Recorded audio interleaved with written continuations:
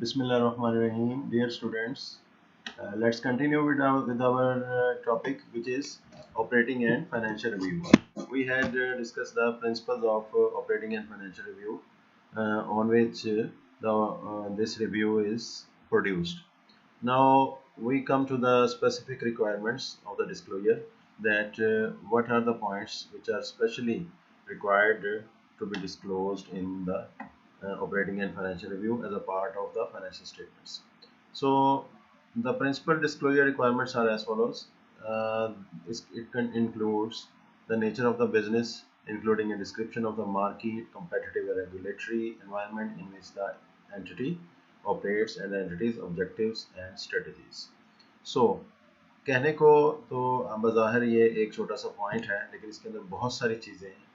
इसमें nature of the business है, market की क्या कैफियत है, क्या क्या हमारे कंपेटिटर्स हैं, एनवायरनमेंट के अंदर क्या क्या कुछ है, कंपेटिटिव एंड रेगुलेटरी एनवायरनमेंट क्या है, उसमें क्या मुश्किलात पेश आ सकती हैं, क्या क्या रेगुलेशंस हैं, किसी मुल्क में काम करने की क्या कैफियत है, अगर एक ऑर्गेनाइजेशन जो है अपने मुल्क में काम कर रही है तो वेल एंड गुड, और अगर किसी दूसरे मुल्क में है तो उसकी क्या कैफियत है. समटाइम्स एक किसी दूसरे मुल्क में एक ऑर्गेनाइजेशन काम कर रही है तो वहाँ पे बहुत सारी नई रेगुलेशंस आ जाती हैं, और समटाइम्स कोई ऐसी रेगुलेशन होती है जो कि उसको उस काम को करने से ही रोक देती है, और इसमें बहुत सारी कॉम्प्लिकेशंस पैदा हो जाती हैं, और इसमें कॉन्ट्रेक्चुअल जो है वो प्रॉब्लम्स भी पेश आ जाती हैं. तो इस तरह से and entities objectives and strategies, ये भी बहुत एक मतलब कहने को दो वर्ड्स हैं, लेकिन इसके अंदर एक कंपनी की पूरी जो है ऑब्जेक्टिव्स और उनके स्ट्रेटजीज और उनका स्ट्रेटेजिक प्लान आ जाता है, और ये बहुत एक वसी डॉक्यूमेंट बन जाती है. और इंशाल्लाह at the end of the lecture मैं आपके साथ शेयर करूँगा जो है एक उसका सैम्पल, बहुत अच्छा उसका एक सैम्पल होगा. उसकी पिक्चर मैं आपके साथ वो भी शेयर कर सकता हूँ अभी थोड़ी देर में. This is the preparer's guide. It has been prepared by the PricewaterhouseCoopers company. So operating and financial review कैसे जो है वो operating and financial review जो है वो prepare किया जा सकता है. So let's come back to our topic. So that was disclosure. Second point is the development and performance of the business both in the financial year under review and in the future. So development and performance of the business के अंदर क्या क्या developments हैं आई हैं, और उसकी क्या जो है वो परफॉर्मेंस रही है एक इस साल के दौरान. अब इस एक ख़ास साल के दौरान क्या परफॉर्मेंस रही है या एक पिछले साल में, ये तो आपको फाइनेंशियल स्टेटमेंट्स भी बता देती हैं, इनकम स्टेटमेंट भी बताती है कि what is the performance of the business. लेकिन both in the financial year under review and in the future, लेकिन फ्यूचर के बारे में वो कुछ नहीं बताती ऑब्वियसली, क्योंकि उसके साथ कोई डील नहीं है. तो ऑपरेटिंग एंड फाइनेंशियल रिव्यू में फ्यूचर के बारे में भी कुछ प्रेडिक्शन होती है. Obviously that prediction is based on the past, और डेवलपमेंट्स जो है वो बाय इम्प्लीकेशंस तो नज़र आ रही होती हैं फाइनेंशियल स्टेटमेंट्स में, लेकिन उनको अगर कोई प्रॉपर वे में डिस्क्राइब कर दे तो वो और ज़्यादा बेहतर जो है वो पता चलता है. तो इन दो पॉइंट्स को ही देखने से आपने ऑब्जर्व किया होगा कि ये एक कितनी इंफॉर्मेटिव जो है एक डॉक्यूमेंट होती है एक ऑर्गेनाइजेशन के बारे में. This is management discussion and analysis होता है, और ये कितनी वाज़ेह तौर पे एक ऑर्गेनाइजेशन की जो है वो परफॉर्मेंस एंड पोजीशन को डिस्क्राइब करती है. नंबर्स में डिस्क्राइब नहीं करती, लेकिन उसको नंबर्स भी उसमें यूज़ होते हैं ऑब्वियसली, लेकिन ये कि एक बात को बहुत कम्प्लीमेंट एंड सप्लीमेंट किया जाता है. तो let's move on to some next point. Now we come to the point C. In the disclosure, the resources, principal risks, and uncertainties and relationships that may affect the entity's long-term value. तो resources, obviously organization के पास क्या क्या resources होते हैं, human resources हैं, company के पास जो है वो financial resources हैं. ह्यूमन रिसोर्सेज मैंने सबसे पहले इसलिए नाम लिया कि नॉर्मली इसको रिसोर्सेज जो है कुछ कम ही लोग इसको जानते हैं, तो ये एक ऑर्गेनाइजेशन का सबसे अहम रिसोर्स है. अब बाकी resources, financial resources, tangible assets, ये सब तो एक बैलेंस शीट शो कर सकती है, लेकिन ह्यूमन रिसोर्सेज जो है वो एक इंटेलेक्चुअल वैल्यू जो है एक ऑर्गेनाइजेशन की वो बैलेंस शीट शो नहीं कर सकती। और उससे क्या क्या फ़वाइद हासिल हुए हैं वो आपकी परफॉर्मेंस को शो करने वाली स्टेटमेंट ऑफ प्रॉफिट और लॉस एंड कॉम्प्रिहेंसिव इनकम या इनकम स्टेटमेंट जिसको कहते हैं वो शो नहीं कर सकती। और उसके अलावा एक ख़ास एनवायरनमेंट में जो है काम करने के क्या रिस्क्स हैं उसको लिखा जाता है, एंड अनसर्टेनिटीज़ क्या है उस एनवायरनमेंट की, and the relationship that may affect the entities long term value.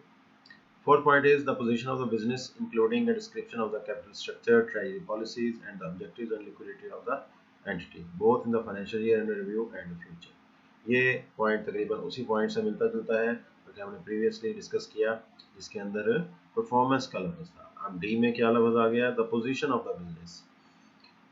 International accounting standard board एक पिछली किसी डेफिनेशन में हमने डिस्कस किया कि लफ्ज़ परफॉर्मेंस एंड पोजीशन को डिस्कस करता है, यूज़ करता है। तो पोजीशन से मुराद कंपनी की पोजीशन जो कि स्टेटमेंट ऑफ फाइनेंशियल पोजीशन में शो की जाती है, ये एक ऑर्गेनाइजेशन की पोजीशन कहलाती है।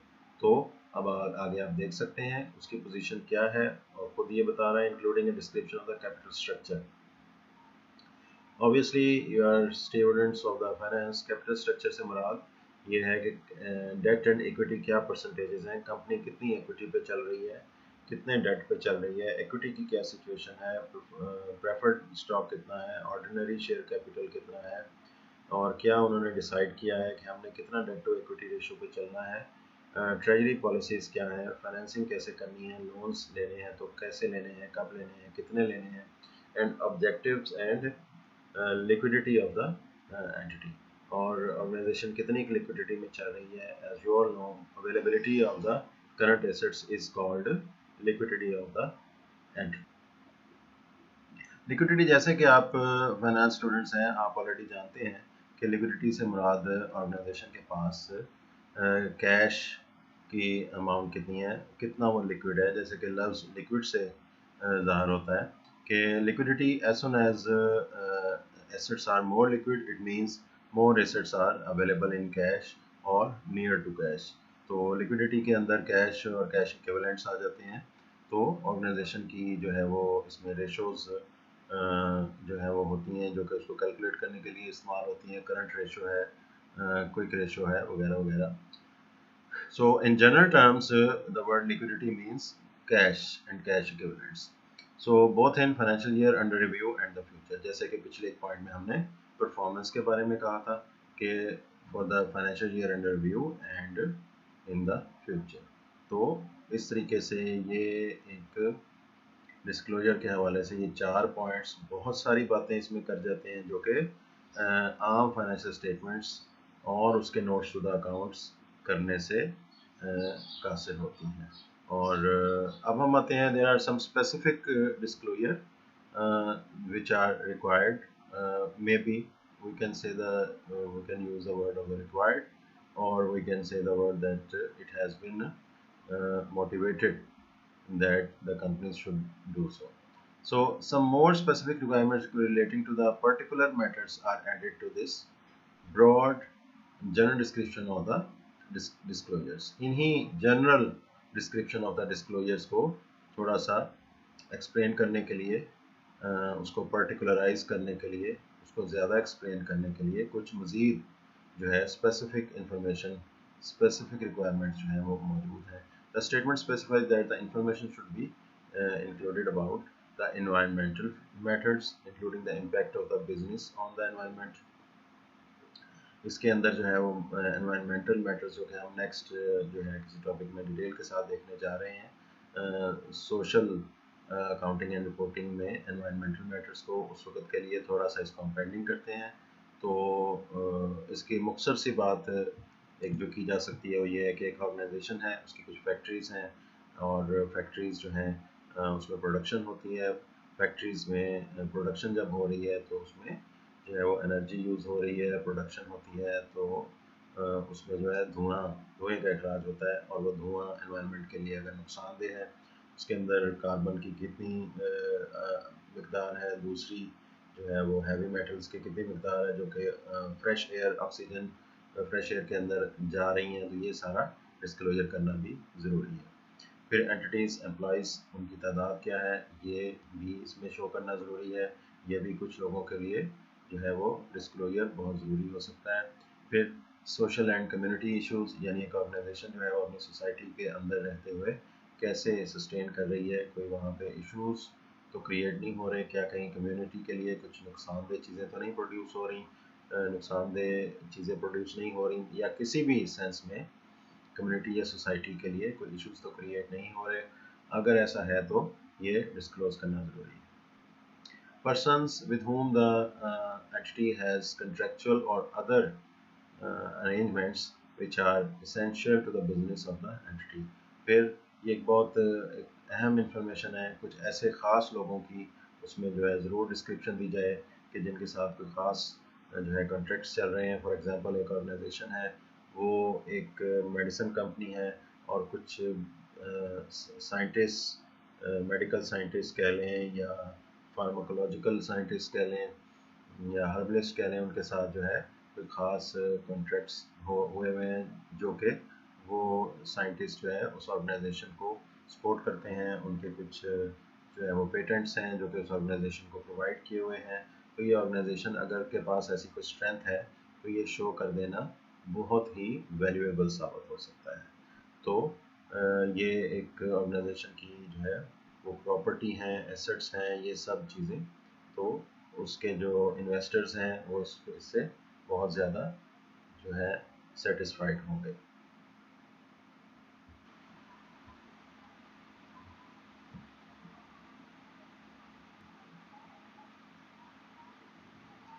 So our next point is receipts.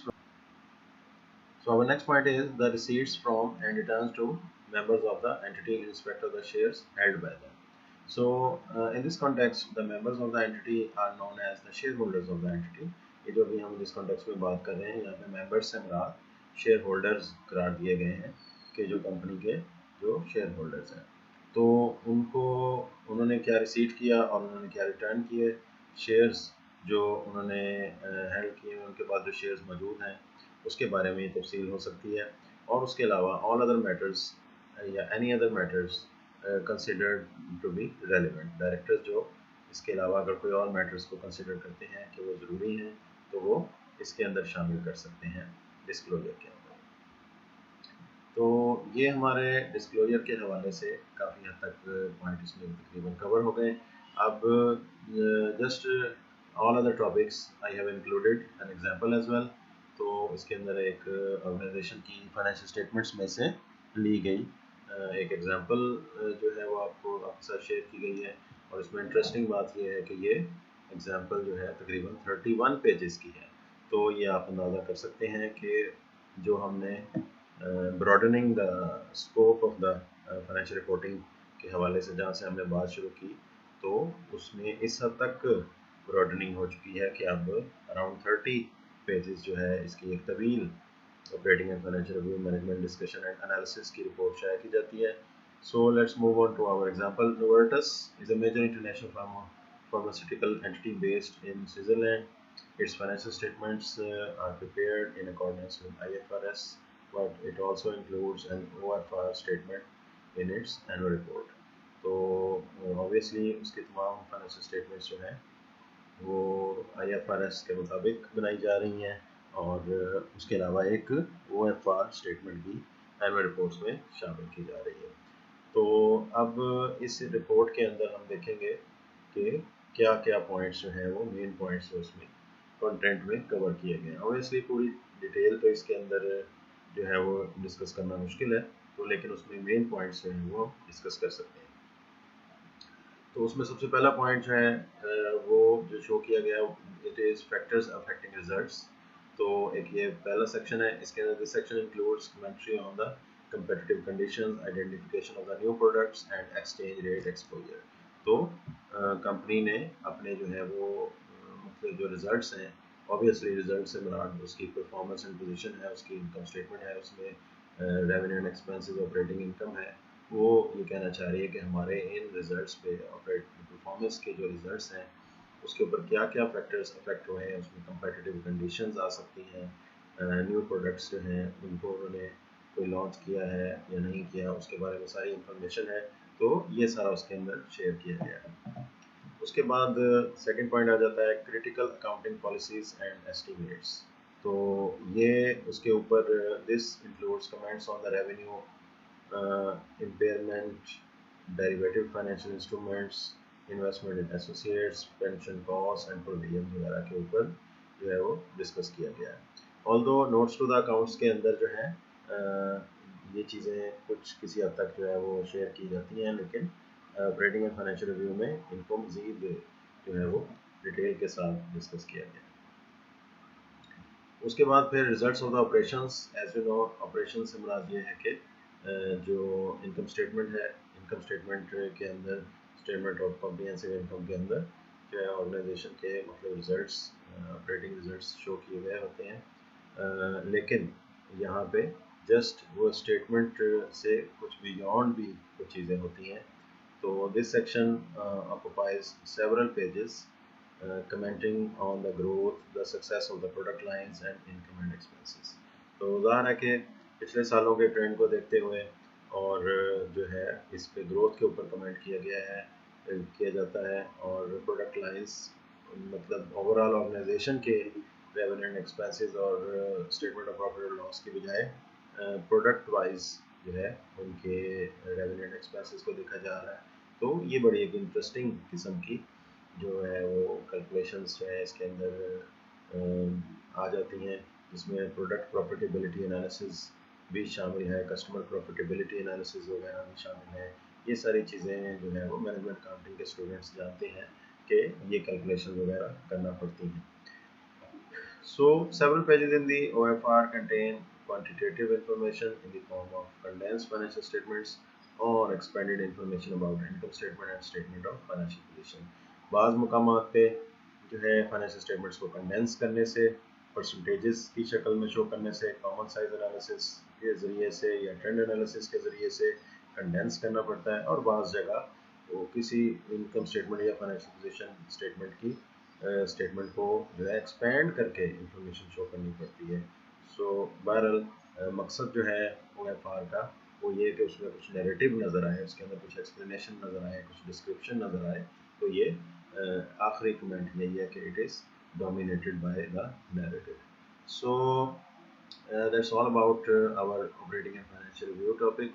तो जैसे कि मैंने आपसे पहले अर्ज़ किया था कि हम इंशाल्लाह अपने लेक्चर के एंड में देखेंगे एक document that is prepares guide.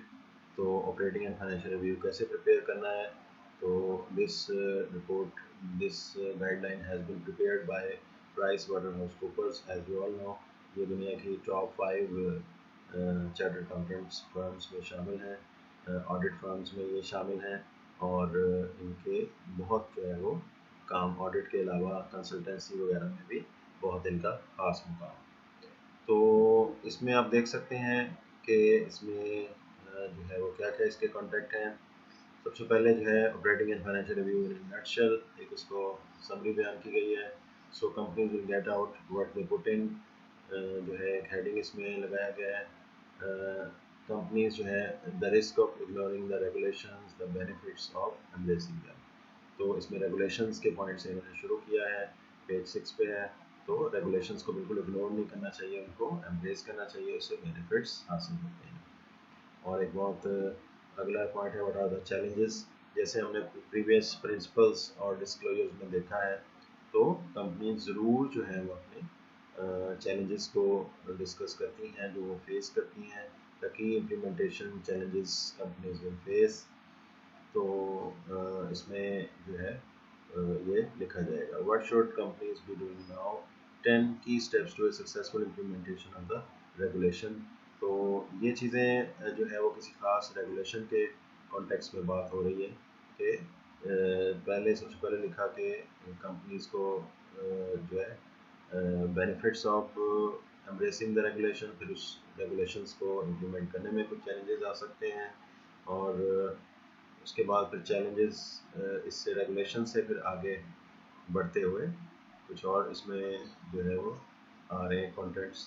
तो इस तरह से तो इस रिपोर्ट की थोड़ी सी डिटेल में जाएं तो आप देख सकते हैं कि summary of the new regulations.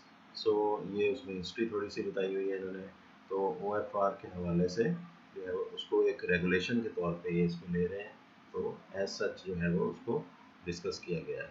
तो उसके बाद फिर ऑब्जेक्टिव्स ऑफ द OFR बताए गए हैं कि ये इसके ऑब्जेक्टिव्स होते हैं, आपको पता होना चाहिए। फिर इसके प्रिंसिपल्स होते हैं। आप जैसे कि देख सकते हैं कि हमने जो जैसे टॉपिक के अंदर इसको कवर किया है, इस डॉक्यूमेंट के अंदर भी तकरीबन वही बातें हैं। तो इस हवाले से हम देख सकते हैं कि हमारा काम भी काफ़ी कॉम्प्रिहेंसिव है, जो कि हमने स्लाइड्स में देखा है। उसके बाद फिर डिस्क्लोजर फ्रेमवर्क आ जाता है कि उसके अंदर क्या क्या डिस्क्लोजर करना है। ये मैं आपसे जस्ट एक जो है एग्जाम्पल डिस्कस कर रहा हूँ। तो इसके अंदर जो है उन्होंने एक फ्रेमवर्क दे दिया है कि डिस्क्लोजर में क्या क्या चीज़ें होनी चाहिए। बहुत अच्छी एग्जाम्पल है। तो इसको अगर कोई प्रिपेयर कर रहा है तो वो इसको देख सकता है, गौर से देख सकता है और इन सेक्शंस को डेवलप कर सकता है। तो डिस्क्लोजर फ्रेमवर्क के अंदर nature, objectives and strategies of the business, जैसे मैं आपसे शेयर कर चुका हूँ। रिसोर्सेज, रिस्क्स एंड अनसर्टेनिटीज, ये देखें आपके सामने यही टॉपिक्स मैंने तकरीबन आपके साथ शेयर किए थे। Current and future development of the performance and financial position. तो इस तरह से एक ये कंपनी के बारे में मुख्तलिफ पॉइंट्स आ गए। ये तकरीबन वही पॉइंट्स हैं जो मैंने आपके साथ पहले शेयर किए हैं। सो जो है ये रिस्क आ गए, आगे उनकी डिटेल है कि वो रिस्क किस किस्म के हो सकते हैं। तो ये आप लोग इसको इस डॉक्यूमेंट को शेयर देख लीजिएगा। ये मैं आपके साथ डॉक्यूमेंट ये शेयर कर दूंगा। इसमें फिर आपके बेनिफिट्स आ गए। इट्स बहुत अच्छी डॉक्यूमेंट है। तो इस तरीके से आप मज़ीद भी जो है इसको सर्च करें, गूगल करें। तो ये ऑपरेटिंग एंड फाइनेंशियल रिव्यू जो है आपको बहुत सारी ऑर्गेनाइजेशन के जो है वो काम में आता हुआ, इस्तेमाल होता हुआ फाइनेंशियल स्टेटमेंट्स में पुट होता हुआ आपको नज़र आएगा इंशाल्लाह। तो आज हम इस डिस्कशन को फ़िलहाल अभी ऑपरेटिंग एंड फाइनेंशियल रिव्यू के डिस्कशन को एंड करते हैं। इसमें अभी मज़ीद जो है scope of the external reporting में एक दो टॉपिक्स और भी हैं, वो इंशाल्लाह फिर हम नेक्स्ट जो है वो लेक्चर में उसको शेयर करेंगे, डिस्कस करेंगे। तो टिल देन जो है वो अल्लाह हाफिज़।